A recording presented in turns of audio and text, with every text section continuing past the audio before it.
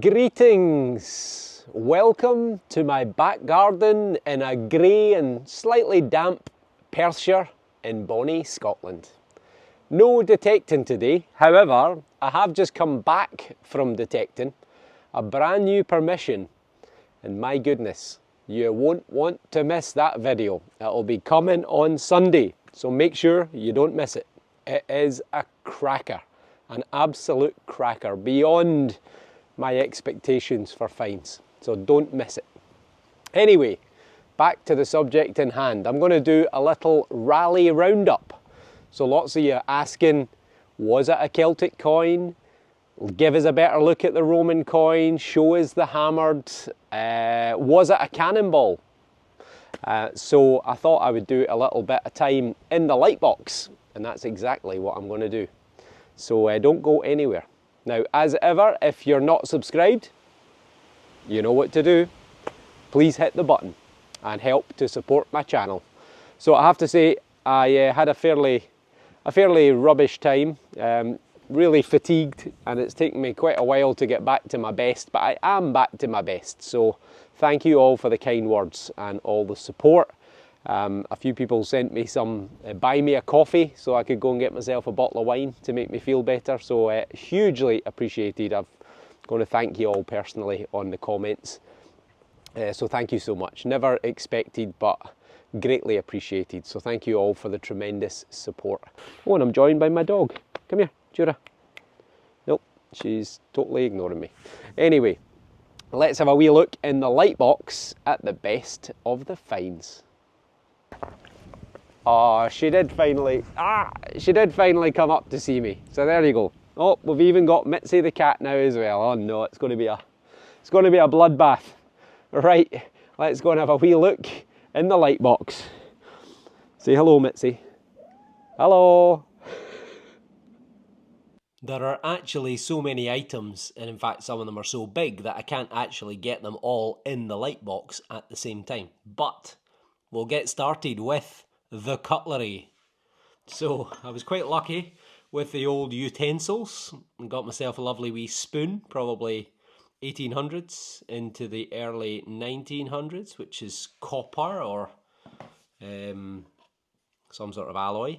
This one is definitely stainless steel. You can quite clearly see it even says on the handle somewhere. It says something about being made in Sheffield, stainless steel. Still can't make out the name, but maybe one of you with better eyesight than me can. But anyway, it is definitely stainless steel. And then lastly, you'll remember the great big fork, which has got the lovely little imprints on it. Several of you said to me that A1 at the end means that it is plated. It's the same as saying electroplated nickel silver or EPNS. And then when you turn it over, look, you can actually see it's flaking off. A few people mentioned the manufacturer. I'm afraid I forgot to write it down, but thank you for the identifications. So unfortunately, no silver cutlery this time. However, look at that. Now, I took the finds that I made, I took them to the finds tent. What was confusing me about this is the hole in it, which goes in about halfway. And the gentleman in the finds tent tells me that this is a cannonball. He says it's a cannonball from the Civil War period, around about the 1640s.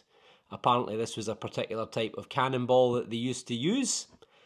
So I defer to his judgment. This is the first proper size cannonball that I've ever found. So that alone is an incredible find. So I'm over the moon with that. Absolutely delighted. Right, let's have a look at the other things. This is the extent of the small finds. So over on the left here we have 1, 2, 3 Roman coins. We have a possible Celtic. We have a cut half medieval silver. We also have the Queen Victoria sixpence and a few other little items as well. So I'll pick them up and I'll show you them individually. Now, the one thing about this channel that always amazes me is how incredible some of you are at identifying finds. So Tracy B shouted out and said that this is part of a copper alloy handle for a chafing dish or a chafing bowl. So this would have been a lug that would have been on either end of a bowl that was used for separating the wheat from the chaff. So you would shake it up and down so that the straw would fall through and you would be left with the actual heads of the crop, which is unbelievable that she was able to identify that. And since she's done that, the fines person, or since she told me that, the fines person has also confirmed that as well. So date-wise, medieval or slightly post-medieval, probably around about the 1400s. So incredible identification. So I really do not know how you come up with that. I would never in a million years have been able to figure out what that was if it wasn't for you. So amazing, Tracy. This is my little cut halfpenny, which is of Henry III, and it is a voided long cross. You can see the little notch in the cross there, and this has been cut intentionally to turn it into small change. So if something cost less than a penny, you'd simply cut a quarter off or a half off, and in some cases even an eighth off. And this is Henry III, the King of England. So this would have been sometime, I think he took the throne around about 1216 AD, and he ruled until the 1270s. I think he was only about 10 or 12 years old when he took the throne, and he was one of the longest ruling monarchs in English history. And he was also the father of Edward the First, the famous Longshanks, the hammer of the Scots. So I was absolutely over the moon with that find. I found this within the first half an hour. This is Queen Victoria. It's a silver sixpence. It's pretty pitted. You can see it's been bouncing around for a long time, but you can just make out the words sixpence, and you can see the very early date of 1839. So she was only on the throne a couple of years because she took the throne in 1837. So she was about 21 years of age, and this would have been a fairly decent amount of money to lose back in 1839. This is one of the Roman coins. It's the poorest of the three that I got, and the fines tent reckons that this is 1st or 2nd century. Every time I look at it, I think I can see a face in a different direction, but nothing conclusive. But either way, it is Roman, and it is going to be somewhere between 2,000 and 1,800 years old. So not bad at all. This is another of the Roman coins. Feinstein reckoned it might be Gallienus. Either way, it's definitely a 3rd century Roman coin called a radiate because they've got that spiky crown on. So it's probably from sometime around about sort of 240 to 270 AD. So again, it's over 1,700 years old. And it may well have had a silver wash or a silver coating on it when it was originally made. The back, virtually no detail, but there's probably a standing figure on there somewhere. This is the Star Roman find. So a few people have suggested that it could be Constance, it could also be Valence, so that's going to put it sometime in the 4th century. On the reverse, they reckon that the figure is Victory, and Victory is holding a palm branch, and also looks like in the fold of her other arm, she has got a cornucopia, which is the horn of plenty. So there's almost certainly a mint mark there. It looks like a letter E on the right hand side and possibly an H or an N on the left there. And at the bottom, still can't quite make out what that says. But the other side is pretty phenomenal. It's a very effeminate looking portrait.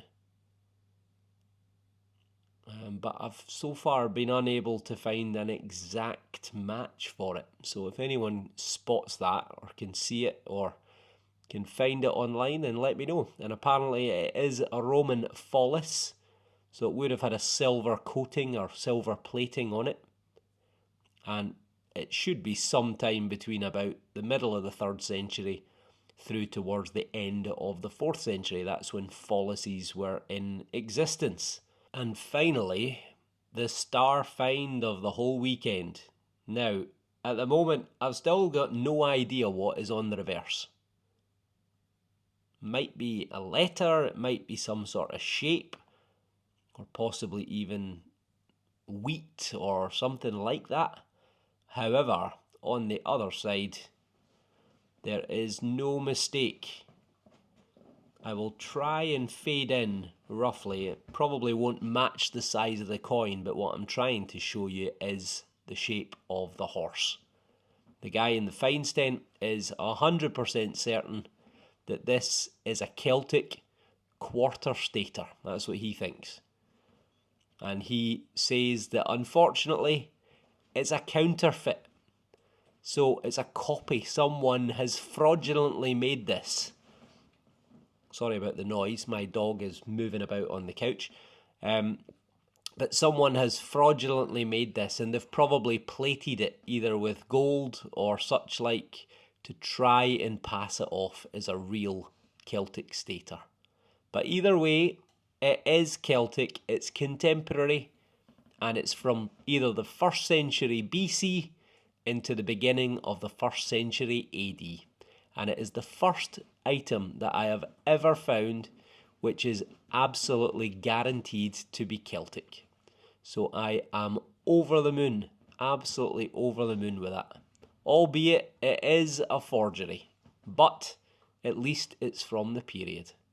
So I'll need to do some more investigating, see if we can find out exactly what period or what tribe it's from. But either way, I am absolutely over the moon. Worth travelling 1,100 miles round trip just to find that. Incredible. And the other little bits and pieces that are there are just buttons, little some whole, some broken. Both of them are tombacks. Got my spendable 20 pence, which has seen better days.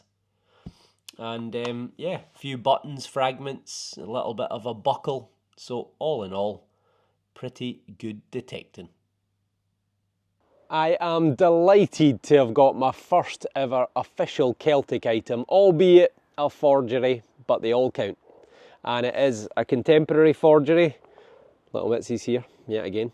It is a contemporary forgery, so it's from the 1st century BC into the 1st century AD. So it is of the period, albeit maybe a wee bit counterfeit. But as I say, they all count. So yeah, some great finds. The cannonball, the Celtic, the 3 Romans, the cut half. Fantastic, really great for the amount of detecting I was actually able to do, given the circumstances. So next video that you see is going to be an absolute cracker. You won't want to miss it. I'm hoping to post that on Sunday, so you're going to get another video tomorrow. As ever, if you're not already subscribed, then please hit the button. And if you've got any theories, any questions, any comments about any of my finds from Rodney Cook Memorial Rally, then feel free to ask. Oh, and some people said, who was Rodney Cook? Well, Rodney Cook was a metal detectorist down in England who sadly died a few years ago of cancer, and his son and his friends set up the Memorial Rally, which was just supposed to raise a small amount of money for cancer charities. And over the last 6 or so years, it's exploded and it's become a huge event, probably the biggest metal detecting rally in the whole of the UK, and it raises an absolute fortune for various cancer charities. So it's a very, very, very fitting and very noble rally for the detecting calendar. And hopefully we'll be at another one. So I hope you enjoyed, and I'll see you all on the next dig. Don't miss it.